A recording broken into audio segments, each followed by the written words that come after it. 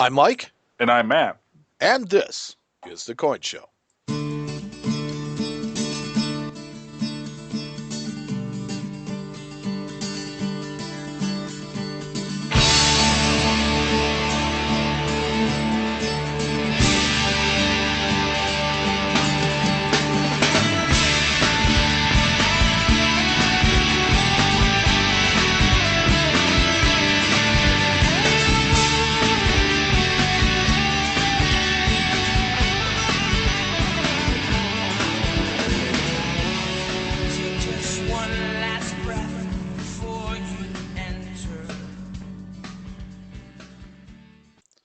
On this episode of The Coin Show, Matt brings us a message of love. We'll honor a listener request and talk about the Mormon Mint and its coinage. We'll answer a couple of listener questions, and we'll talk about the coolest thing to walk into Matt's shop this week. But first, as always, the news.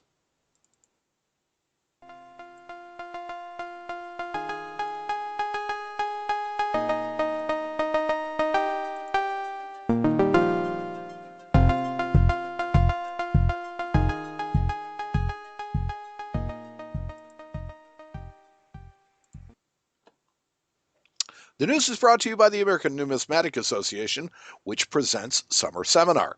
Enjoy sunny Colorado and the best education in numismatics, period.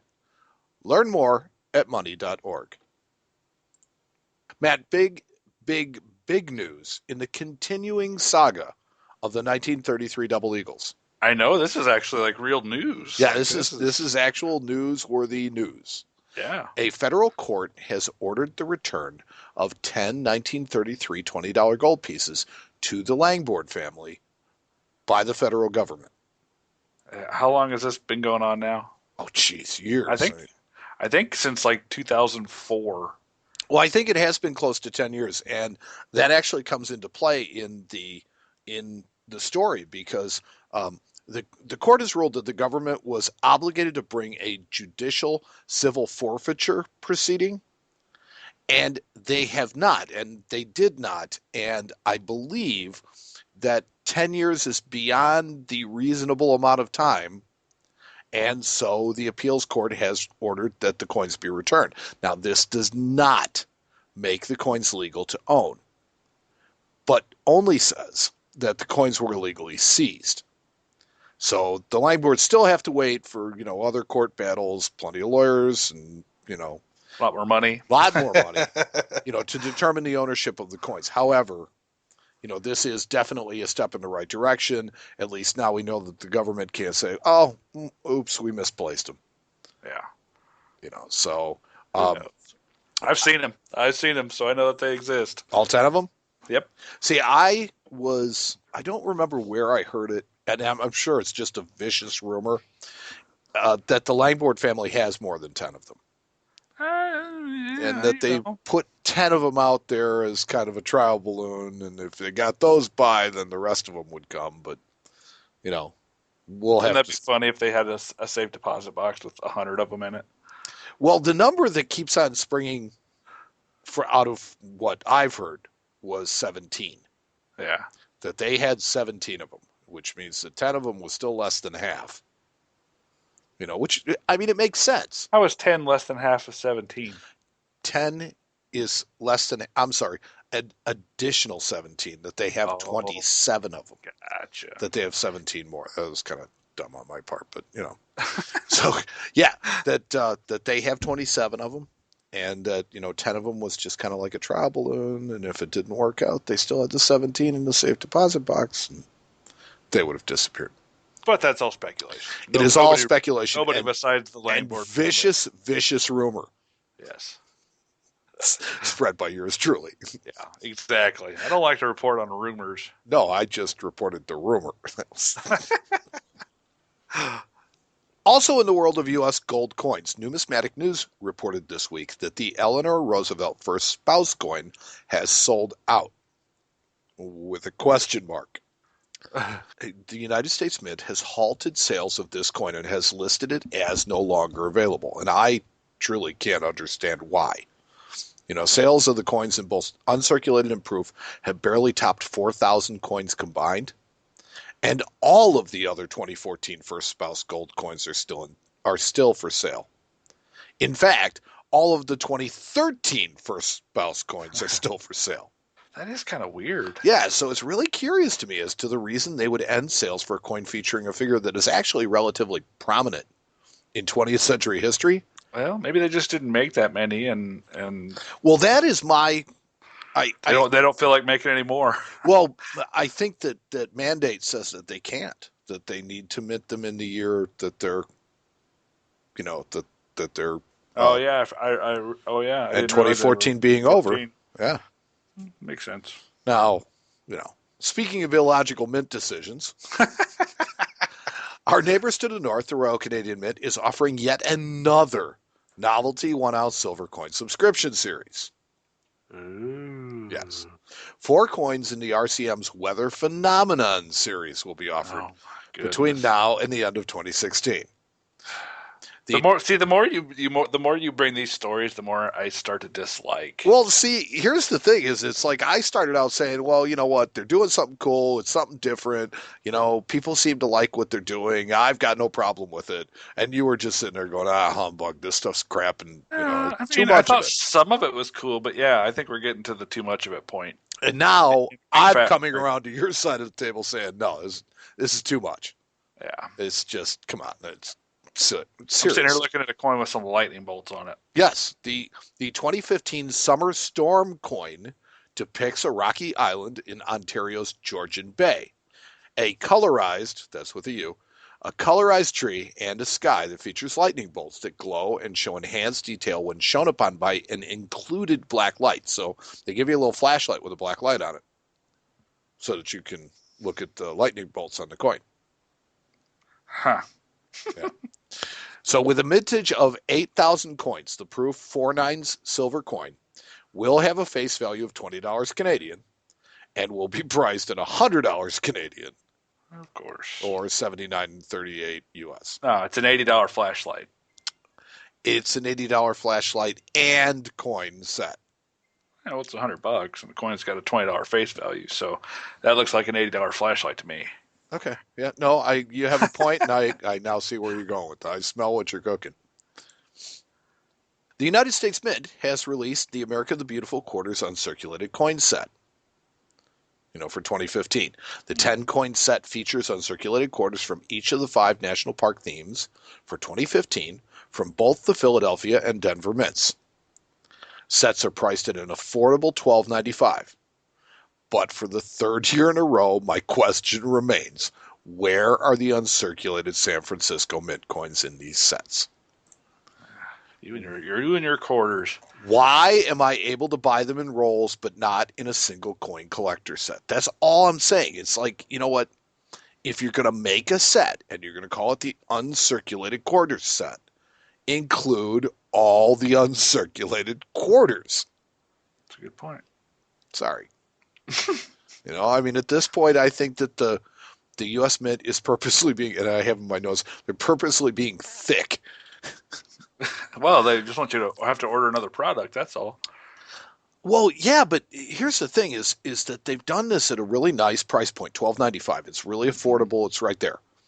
And you think about buying, the 2 rolls of S-Mint quarter, or it would be 5 rolls of S-Mint quarters. I mean, there's no way that you can that's not an affordable option. It's the bait and switch, man.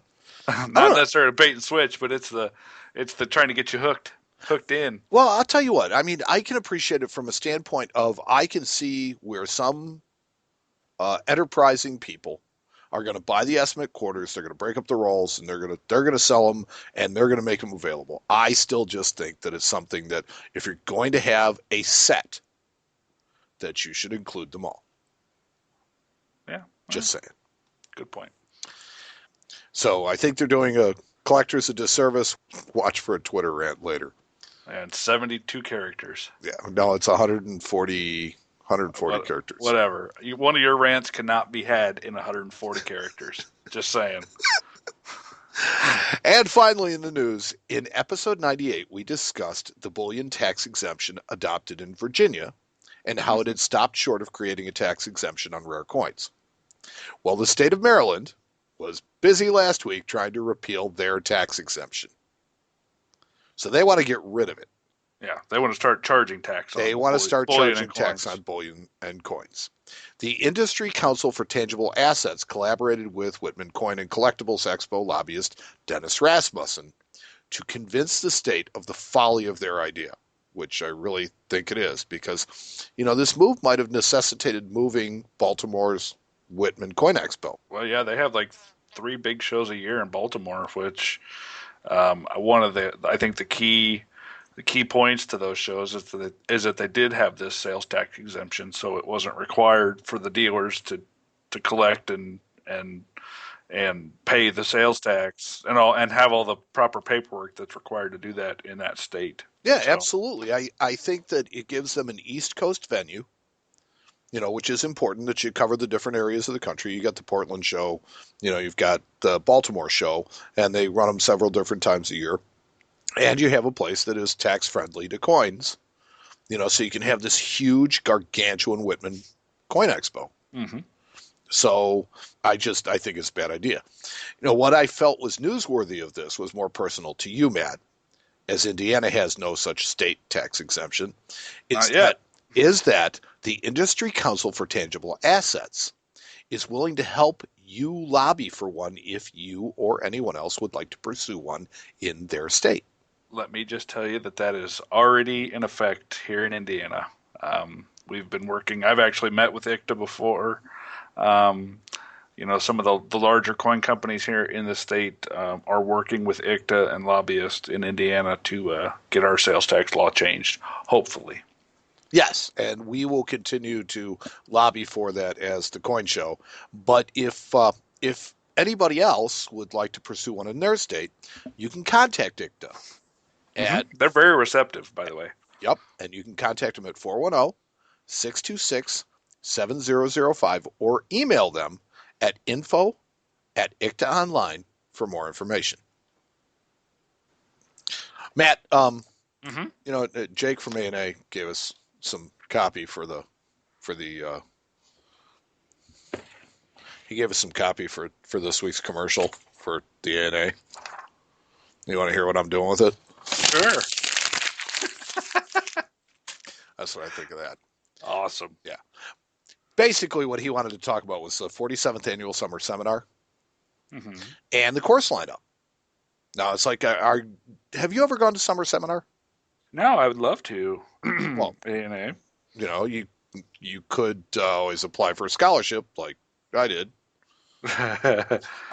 But the list of courses this summer is going to include collecting and investing in Morgan silver dollars.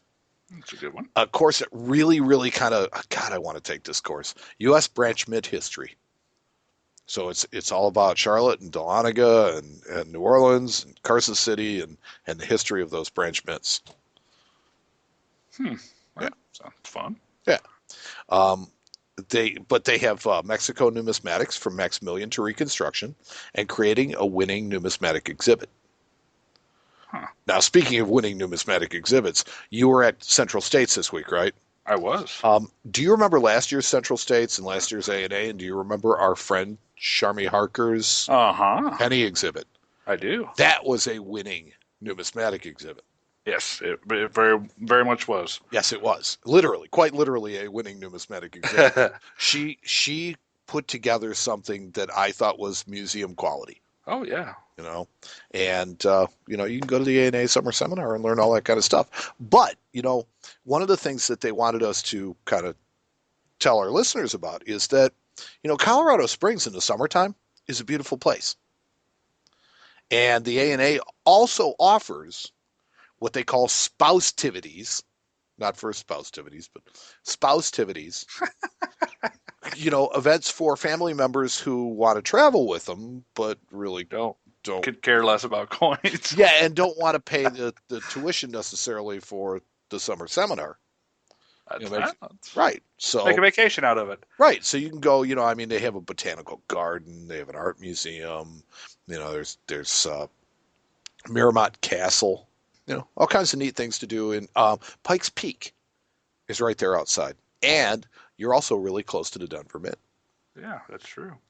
So, people should think about going with their loved ones. They should think about summer seminar, and it's not necessarily, hey, honey, I got to go to Colorado for a week. Take the whole family. Go. Right. I mean, you can get special rates at hotels. Like one of the ones that Jake pointed out is the Mining Exchange Hotel, and it's only $149 a night for ANA members, Huh. and that's a 4-star hotel, Pretty spa cool. like. And if you're not a member of the ANA, I hear that we've been giving away memberships. Yeah, that's true. We have a good handful We still left to give away. we still have a handful left to give away, but I do want to make one thing just a little bit clearer to the listeners and to the people that have applied. The offer from the ANA has been very generous and it's been really great. I mean, they have given us so many memberships to give away, and I thought it's been a really nice program for them. However, the offer has been extended to people who are not currently ANA members, and specifically to people that have never been ANA members. Yeah. So, as much as this sounds like a really good opportunity for people to renew their membership for free, it's really kind of beyond the spirit of what they were offering and what they were thinking about. And so I just kind of like to, nudge our listeners and say, look, if you're an ANA member, you should be. And you should be really glad that you are, because there's a lot of good reasons. But, you know, this is something to kind of help people who are not ANA members to become ANA members, so that, we can all enjoy numismatics just a little bit more. So we want to applaud, the ANA for their generosity and for their kindness, for helping us out as the Coin Show, and being our partner and our sponsor, being so supportive of our podcast. And I think that we should be supportive of the ANA by letting people that we know, if you're already an ANA member but you know people that aren't, let them know. Yeah, have, exactly. have them submit. You don't have to listen to the. Well, I'm quite sure some of the people that have submitted it don't listen to the show, but just email me, Mike at coinshowradio.com. Send me your name, your address, your phone number, and your email address. And, if you're not an ANA member, we'd be more than happy to hook you up with one for a year. You can check it out. You can go to Summer Seminar. You can go to the ANA World's Fair of Money, and you can see us in August at the Chicago ANA again. Yeah, I'm excited. I am excited. It'll be fun to do it again. So, Jake, sorry I kind of threw away your copy and trashed things, but uh, I'm a rogue like that sometimes.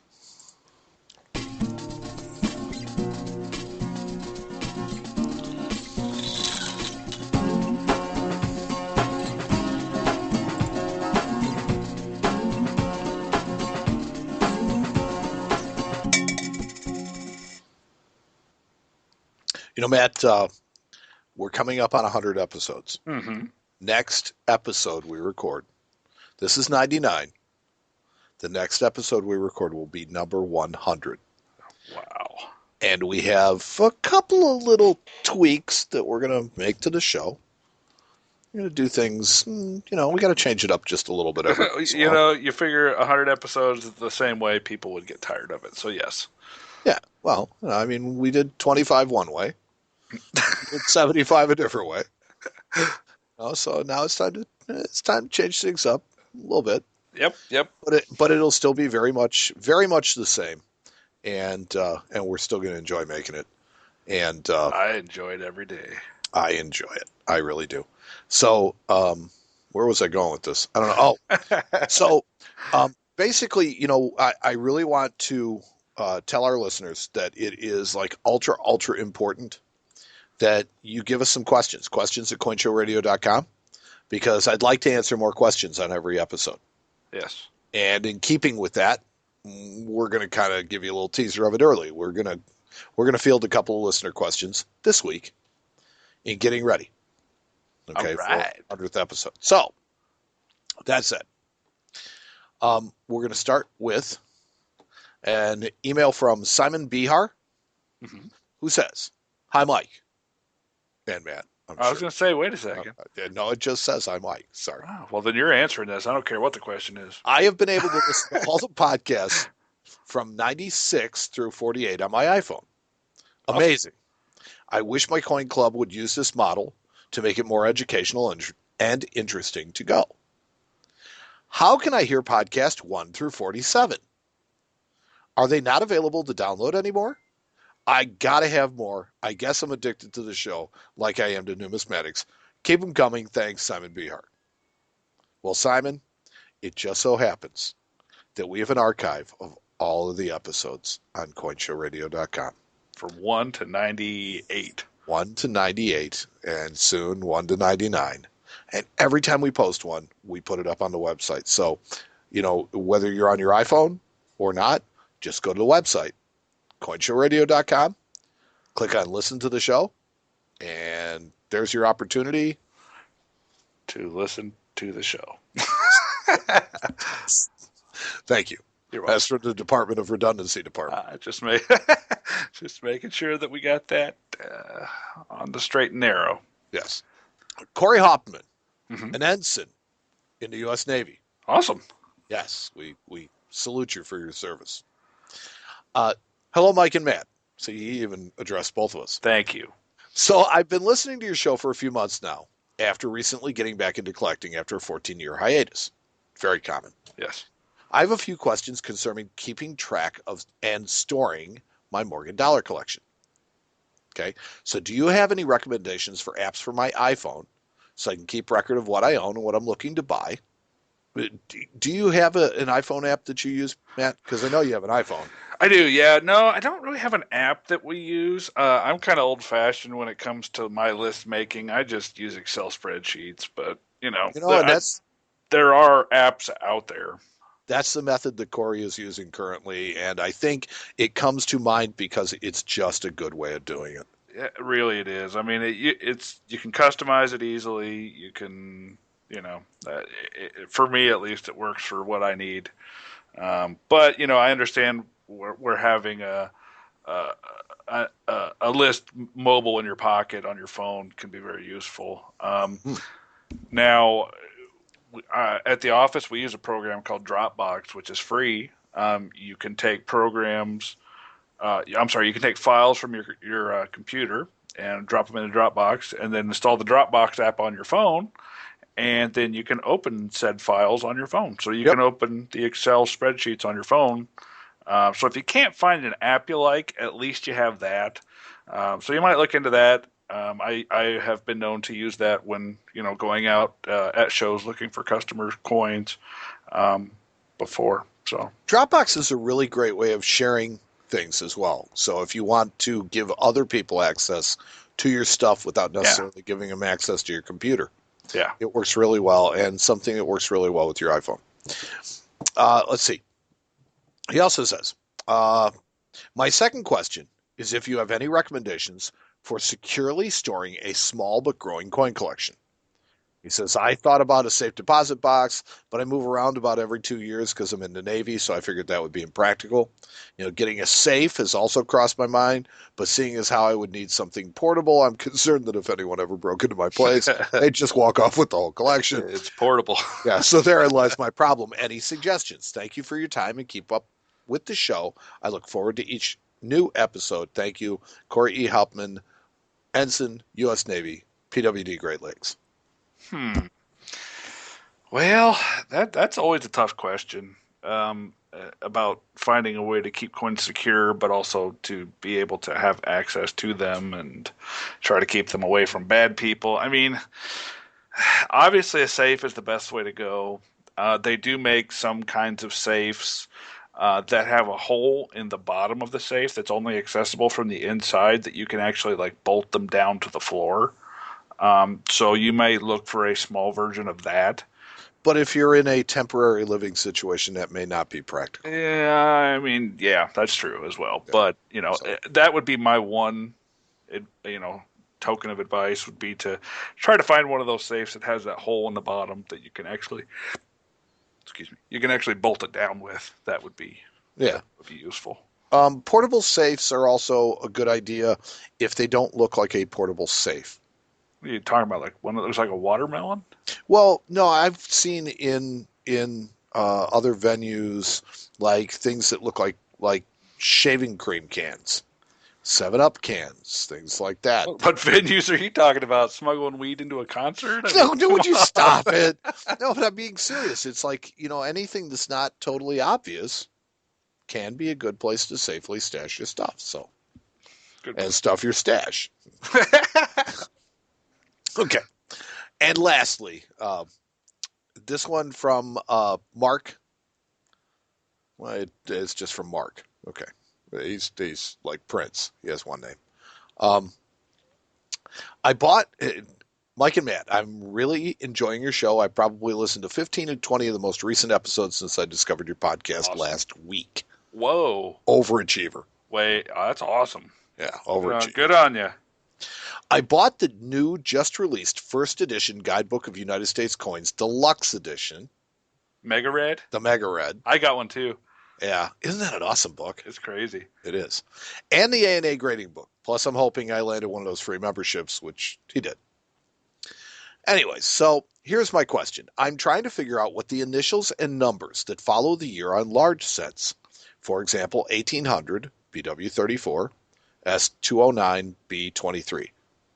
Are these in reference to the engraver and a particular die from that person? And if this is the case, why are there 3 sets of numbers?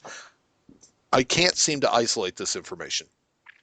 Okay, so those numbers that you're looking at have nothing to do with the engraver.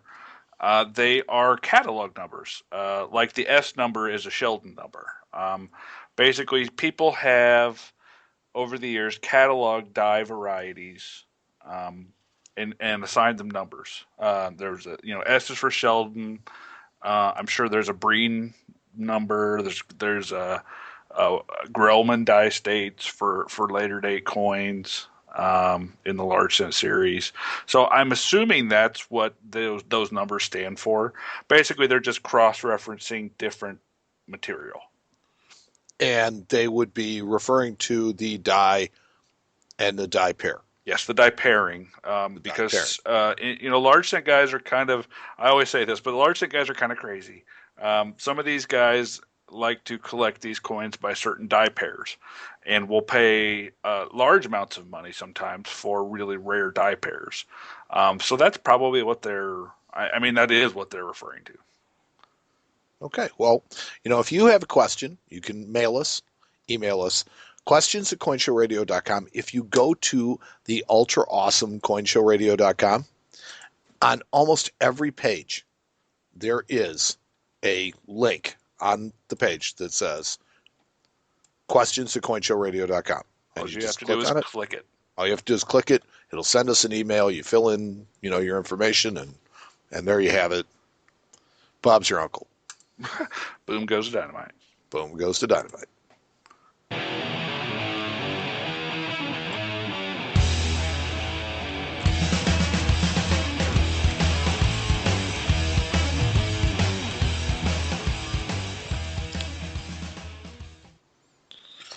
Matt, I saw what you were going to do, your little discussion on this week. Mm-hmm. And, it's something that I've always had kind of an interest in, It's all about but the I've love, never, baby.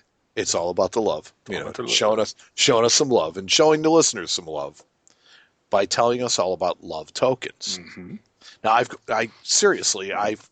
kind of had an interest in these, Really? and I've always kind of thought about owning one, but I've never really kind of come around to Haven't it. pulled the trigger?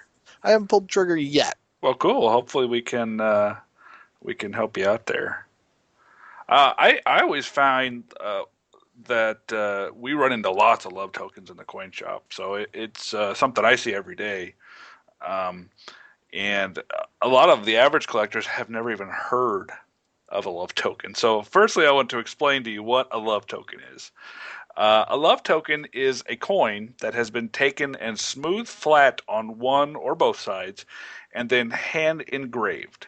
Now, these engravings are most commonly initials of the giver, Names and dates were also popular. Perhaps scarcer are some of the sayings and pictures you see. Sometimes you even see them enameled with stones added or metal added to give depth, or sometimes they cut out certain portions of the coin to create what they're looking for. Now, these coins were made as keepsakes um, to be cherished by the receiver from the giver. The giver, I'm sorry, go ahead. I Well, hear a question. are they almost always made from coins? Yeah, oh, they're always made from coins. That's one of the basic requirements for a love token. There really are two requirements for a love token. Basically, the first one is it must be on a coin. So yes, Okay. and the second requirement is the engraving must be done by hand. So no mechanical tools are involved. These are going to be hand carved with sharp instruments. Kind of like scrimshaw. Kind of, sort of, yeah. I mean that's a very good way to put it. You see some that do remind you quite a bit of scrimshaw, um, and then others are very very basic. So it really depends on the skill of the artisan or the person that kind of makes the coin up for their loved one. Now we kind of see these things first pop up in the 1600s in Britain. And then they became really popular in the United States after the Civil War through the early 1900s. People were very sentimental during the Victorian era, and they tended to express themselves through art, which was popular for the time period. Now, it's usually assumed that love tokens were gifts from men to women. However, some research from the Love Token Society, which is a collector society for love tokens, um, has actually turned up that men were known to receive these as well. Um, Now, around the early 1900s, love tokens kind of died out. Now, there are many reasons for this. Firstly, they believe that the fashion styles began to change during that period, and the Art Deco style took off, and a lot of these old designs kind of went by the wayside because of the more simplistic style of that particular period. Okay, Um, so the picture I'm getting of these is not even necessarily what we would normally think of as a token, being a pocket piece or whatever, mhm. but something even as much as like a cameo or a pin that people would wear.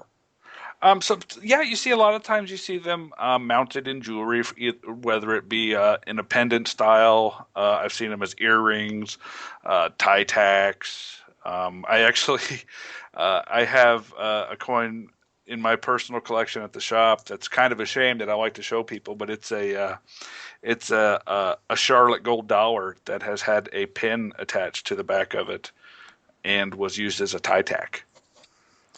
It reminds me of the old Crown Royal ad where it has the broken bottle of Crown Royal that says, "Have you ever seen a grown man cry?" It's very yes, yes. Um, I've seen these many different ways. Sometimes you actually find them with pins attached to the reverse with the carved side out. Sometimes you find them with holes in them. And the cool thing about love tokens is you can kind of find them on a variety of different coins. I've seen them on coins as small as gold dollars, all the way up to silver dollars, $20 gold pieces. But the most common host coin you see is the Liberty seeded dimes. These coins were of a decent size to be worn as modest jewelry, and unlike nickels, they were a little bit softer to carve. Um, and after people were hoarding silver during the Civil War, these coins returned into circulation after the war, making them, easily available to scoop one up and and carve up for whoever you fancied. And I could also see it being in fitting with, I mean, the amount of silver that was in one of these coins, that a dime wasn't too much to sacrifice. Yeah, yeah. Now, one of the cool things about love tokens is that they are all unique. Every love token is unique. A lot of the times you see them with monograms. That is probably the most common thing you run into.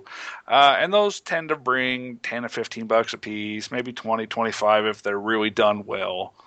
And finding pieces that are still included in their piece of jewelry can add to the value as well, especially if that jewelry is easily identifiable to the era of the love tokens.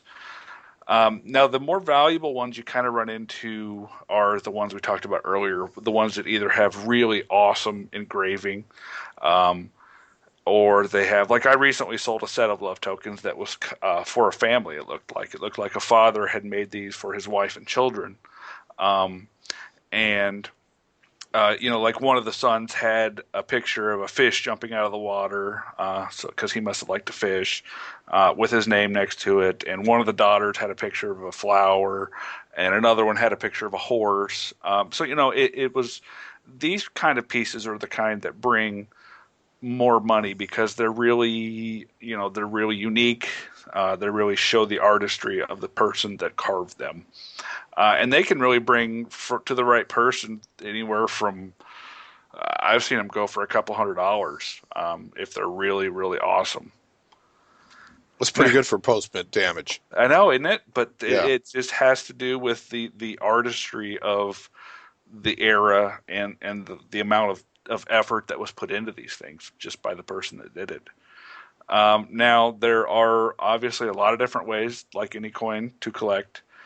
Um, You could go for love tokens that have your initials. I've seen people do that before. You can go for a love token typeset where you have a love token made on each kind of coin. So you kind of go for ones of different host coins. Hmm. Yep. You can go with different pictorial scenes, like outdoor scenes, animals, cars, buildings. You can do anything you want. But that's an interesting way to collect them. And the Love Token Society actually lists about 20 different ways that they would consider assembling a love token collection. Um, and that's just kind of, I think, a drop in the bucket because it's really, you can collect them however you want, but they have 20 different kind of almost like sets you could put together. So I've always thought love tokens were really cool. I've seen some really awesome ones over the years. So I hope you guys find this interesting, and maybe Mike, now you'll go out and buy one. I might not. I don't know. No, it is interesting to note that exonumia, it's an adjunct to coin collecting. Hmm. It's Oh yeah. just something that's different. It is collected in ways that are far different and far foreign to everything that we think of, in our kind of date and mint mark, Yep. mindset. Yep. And it's something that, with love tokens, there was a real, you know, the amount of work that went into creating these on some of them is really quite extensive. Oh, and yeah, and some of the people that did these were super talented. They must have been jewelers, or something along those lines. But then you see some that, in for all intents and purposes, are really really basic. Uh, Yeah. but I don't I even the basic ones I know I couldn't do. So Well, I like thinking of things like, you see a lot of hobo nickels and things like that. hmm. And a lot of that and their value kind of revolves around, how artistic the person who created it was. Hmm. In, the love token world, it is, it's really every bit as much about how artistic it is, but by the same token, it doesn't even necessarily have to be something that's incredibly beautiful. Hmm. Yeah, I mean it helps obviously, but just like and there's all the other things that go into it too, like the subject matter. Certain like I've seen love tokens with trains on them before, and they go for stupid money just because they're so. It's kind of a cross collector item.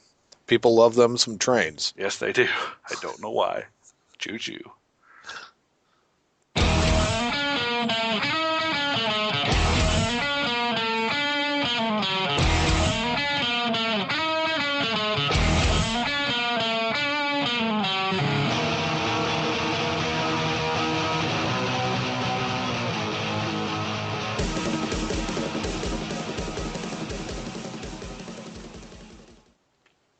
Matt, we have answered listener email tonight, Mm-hmm.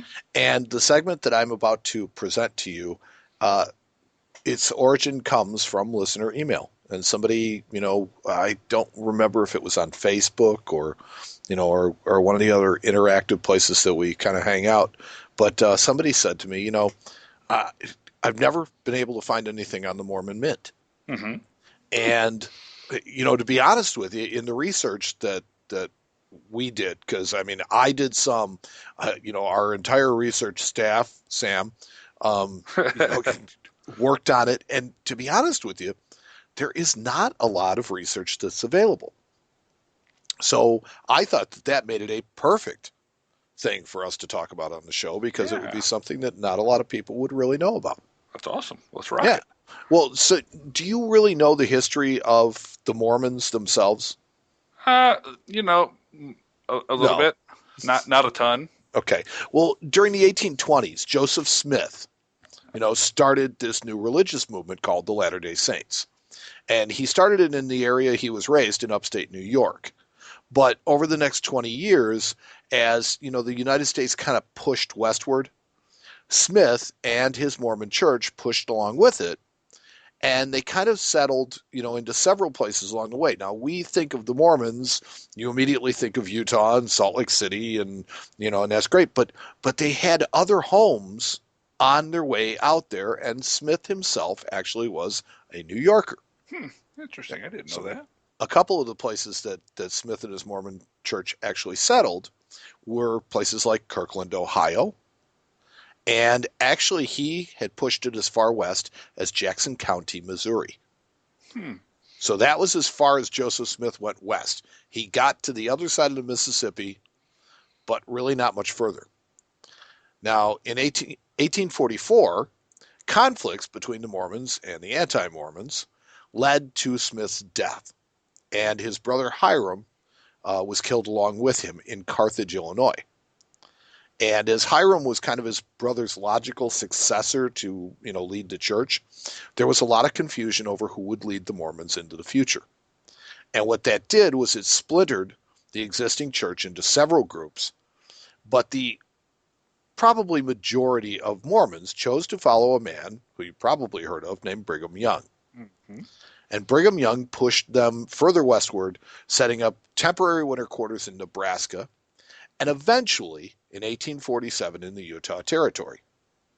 Now, um, what you may not know about the Utah Territory was it was originally going to work out a little bit differently. They applied for statehood as the state of Deseret. Deseret, Yeah, like like Deseret.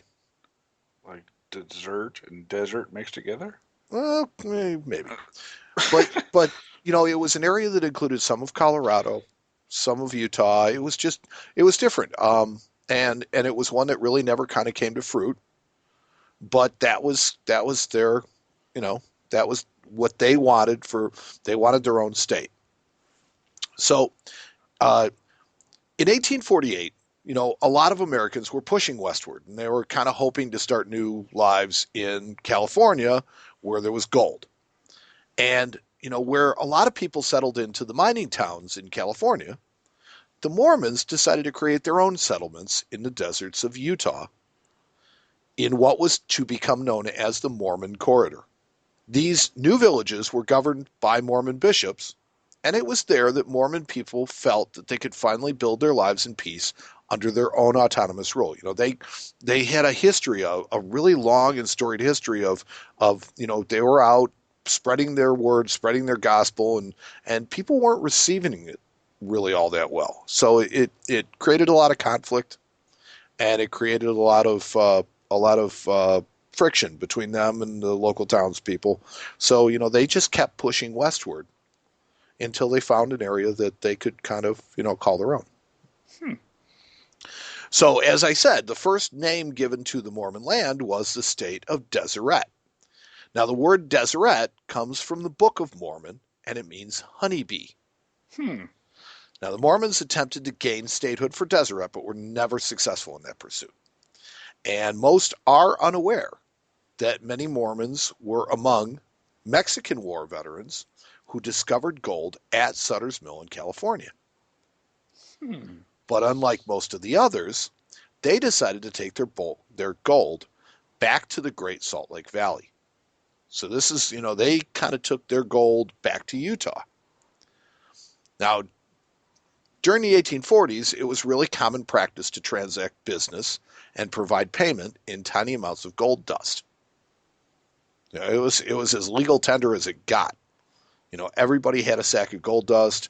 It's what you see in all the old westerns and stuff like that, and that really was the way that business was done.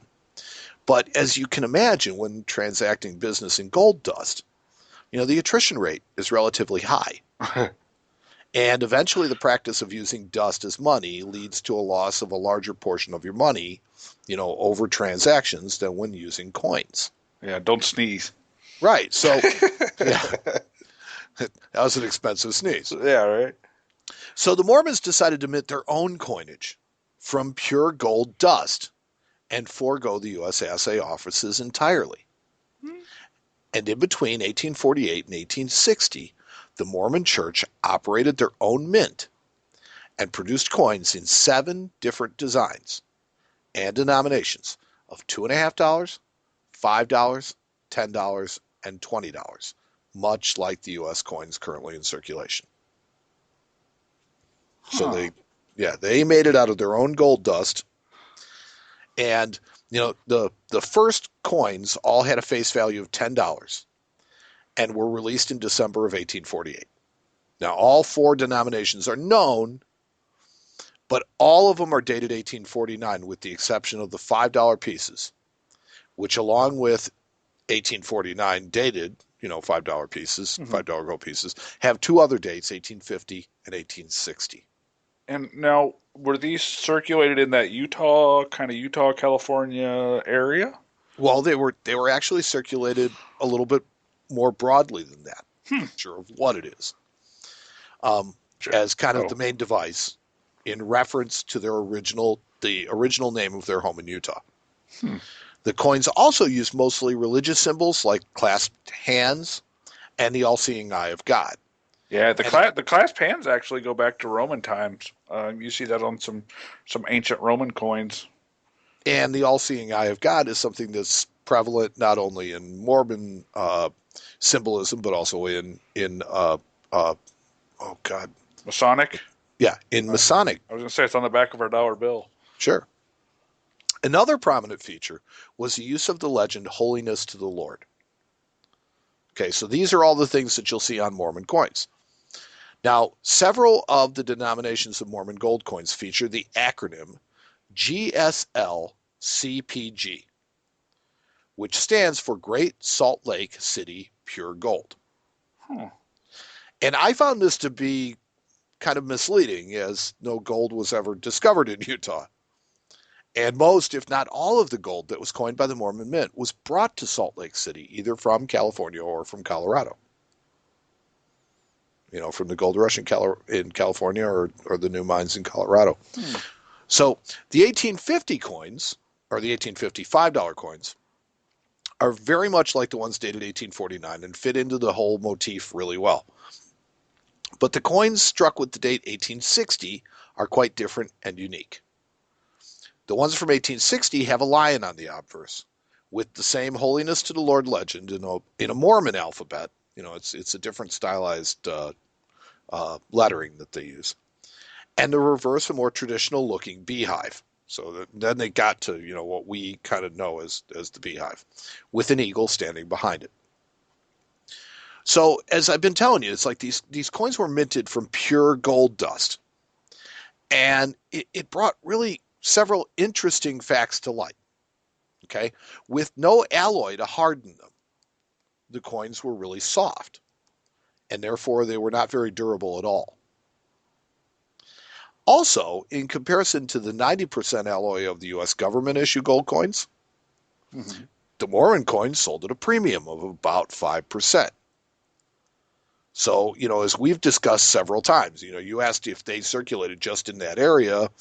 No, it made them a preferred coin to people in commerce. They were like, do I want this 90% U.S. coin or do I want this, pure gold Mormon coin? Hmm.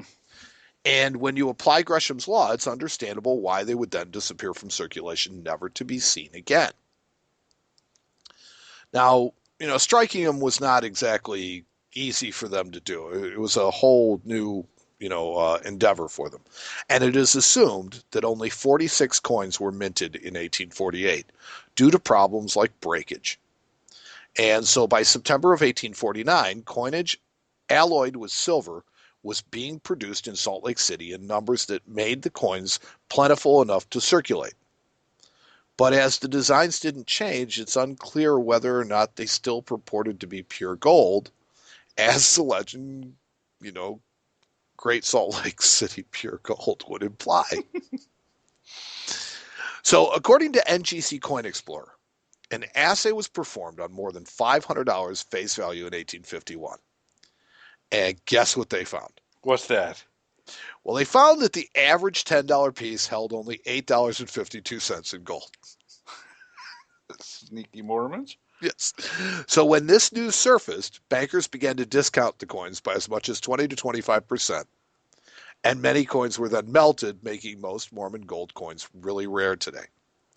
And it's believed that only about 300 of the coins survive, making them really highly desirable and collectible. Examples can be seen in the Guidebook of United States Coins, the Red Book, as well as current pricing.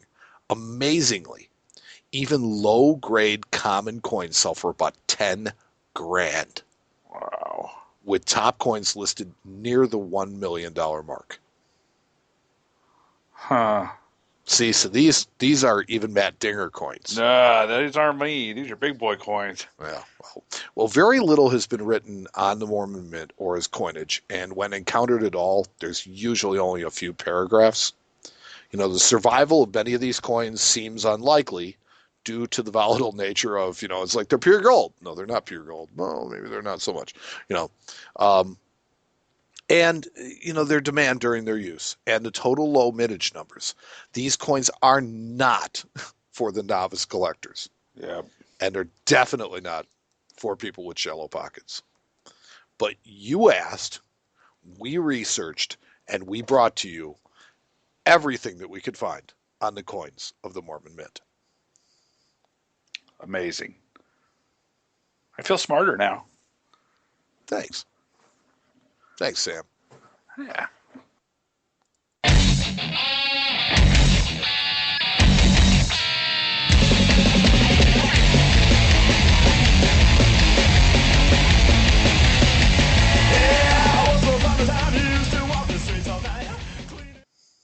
We're going to blow out people's eardrums this week with that music. But that's okay. If you have a band and you'd like to send us some music, make us a couple of bumps, you never know. We're always open to people sending us stuff. Be happy to air it a little bit. Make people angry with it. You never know. Mike at coinshowradio.com. Just saying.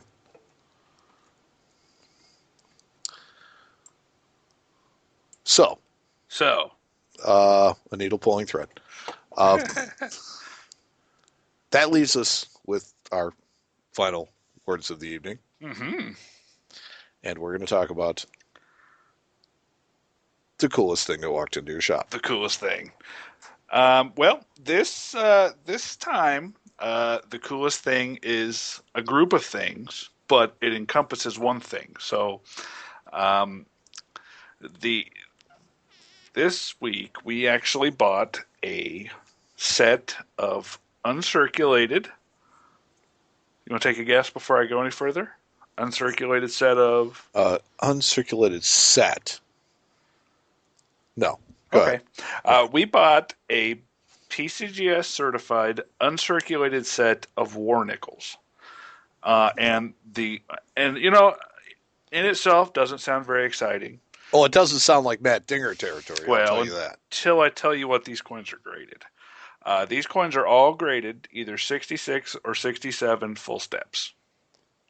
Okay. So now, just for general edification, the war nickels are a little bit softer. Mm-hmm. and so they tend to be struck just a bit better. Mm-hmm. But as far as seeing them in really like super ultra high grades, they really don't exist all that much. That there's a lot of uncirculated ones, but to find them in like 66 and 67 full steps, you have to look through a lot of coins, or just have a dealer hand pick them for you, because they don't tend to come that way. You see a lot of 64, 65, some 66s without full step designation, but man, to find the complete run like that is cool. And unfortunately, not easy on the pocketbook. Yeah, I was going to say cost prohibitively expensive. Mm-hmm. Yeah, I mean, where you can pick up a regular, like in a Capital Plastic set of uncirculated war nickels for $100 or less. This set, because of the scarcity of certain coins in the set, would run you about $4,500. So That's a lot that's a for war lot for a nickels. war. I don't disagree with you, but it's definitely a rare set of coins because you just cannot find some of the coins that are in this set. Now, you've looked obviously at the populations of these coins, Mm-hmm. and I have to ask a question Mm-hmm. because I think it was 3 years ago at the ANA. Mm-hmm. I saw a war nickel that actually had a cameo reverse to it. Was it just a business strike? It was a business strike war nickel, Huh. and it had a cameo, just a reverse. So obviously it was struck off a fresh die, and Mm-hmm. it's the only one that I've ever seen to this day. So I would imagine that there are no proof-like war nickels. That's a good question. With a little research, I'm sure I could figure that out. I would bet that some exist. I just have never seen one. Well, you were talking about, I mean, this is probably the finest known or one of the finest known collections. Well, funny thing is, the lady that sold it to us, these coins had belonged to her father, who had passed away sadly, and he was a very advanced collector. He had several other things that were really cool too. But just for the heck of it, I went ahead and plugged these coins into the PCGS registry, and this set is the number 12 set now currently. That's pretty good. So, I mean, it's not the best set out there, but some of these other sets that are out there are amazing. So, But really, $4,500? yeah, I know. It's silly. But about a fourth of that is in just a couple coins. So, Okay. Well, you so know, to hear you talk about something 20th century being the coolest thing you walked into your shop, I know. It was really slow. No, I'm just kidding. wow, wow. No, I thought they were really cool. I haven't seen a set that nice in a heck of a long time, if ever. So, I figured that was the coolest thing. And now it is. Now it is.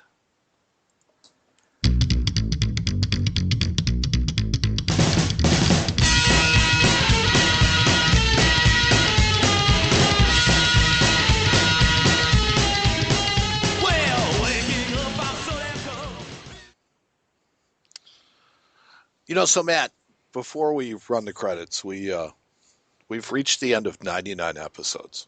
This is ridiculous. It's been a lot, and it's been a really long, strange trip. When did we start doing this? What year? 2010. Oh my God. Yeah, we started in May of 2010, so we're coming up on 4 years or on 5 years of having done this. 5 years, 100 episodes, countless segments, and things of that sort. Not all of which have not been repeated, Not all of which have been successful. and not all of which have been unique. But that said, we are going to be doing episode 100 in 2 weeks. 2 weeks from tonight. Okay, which makes that May 11th.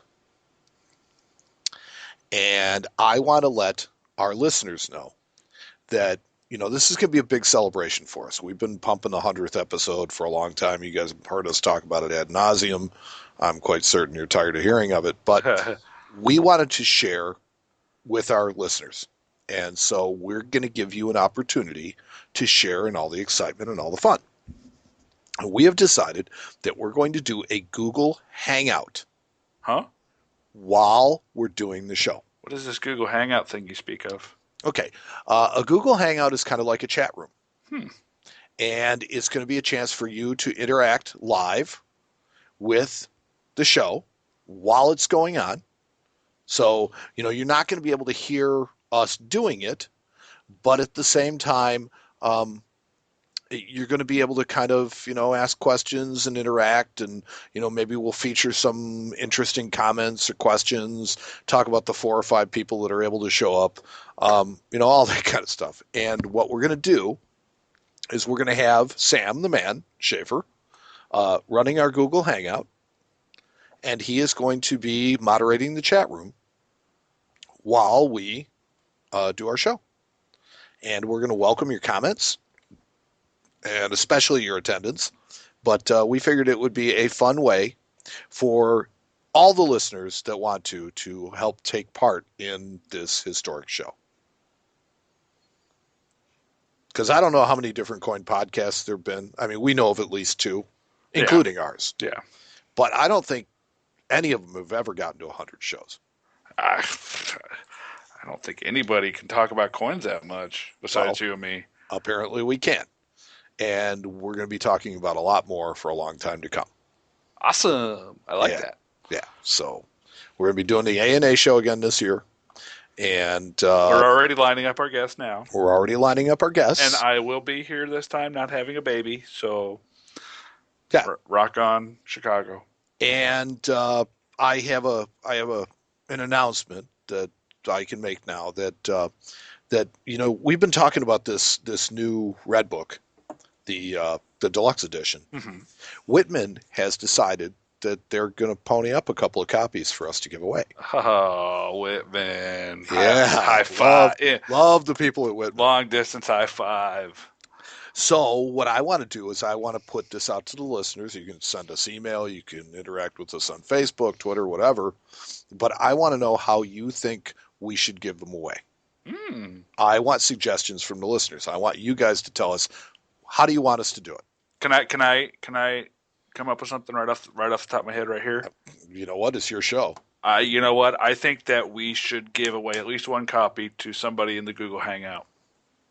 Okay. Boom. I think that might be a good way to do it. So, those of you that actually listen to the show. Listen to the end of the show, because a lot of you guys probably turn this part off. Well, and that's the thing is I often wonder who listens to the credits. And I've always wondered whether or not people actually realize that there's a blooper reel at the end of the credits. You have to listen to the whole thing before you find all the little Easter eggs and all the fun.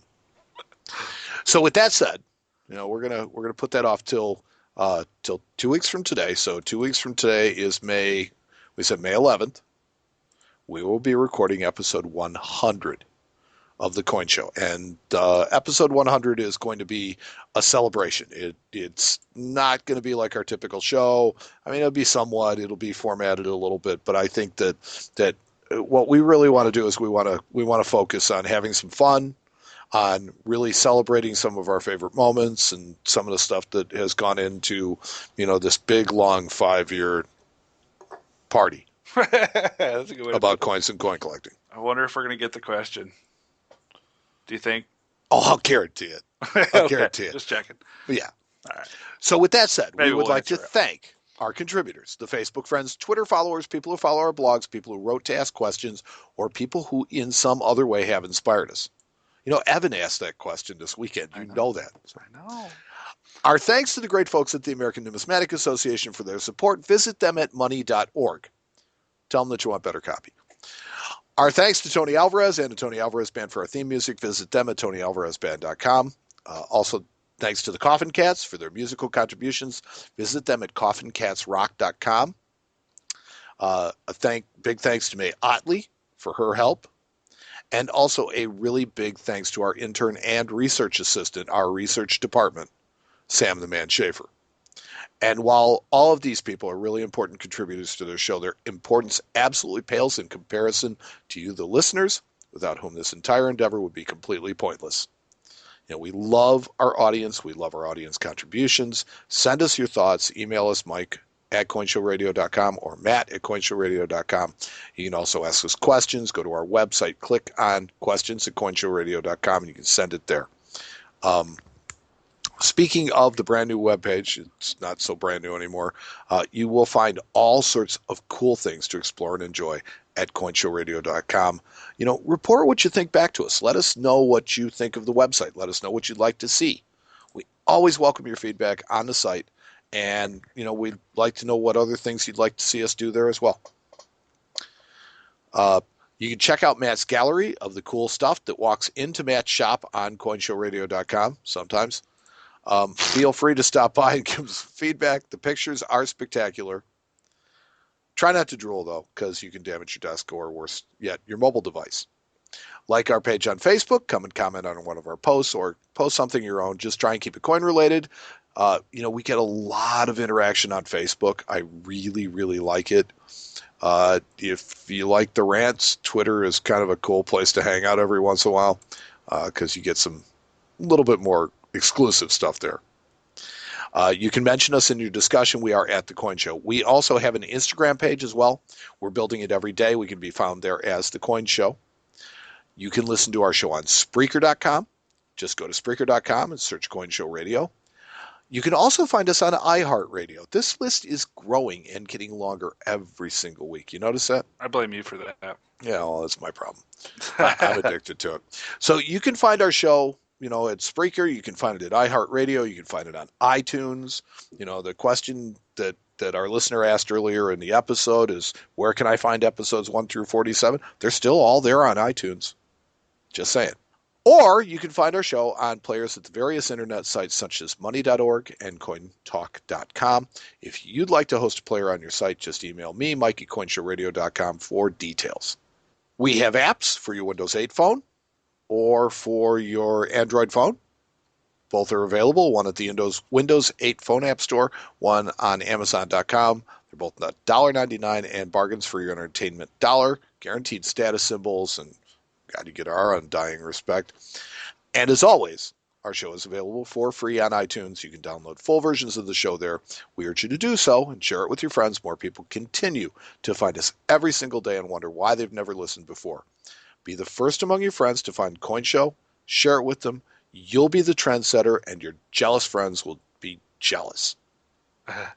So for The Coin Show, I'm Mike. And I'm Matt. And we'll talk to you next time on The Coin Show. Play us out, Tony.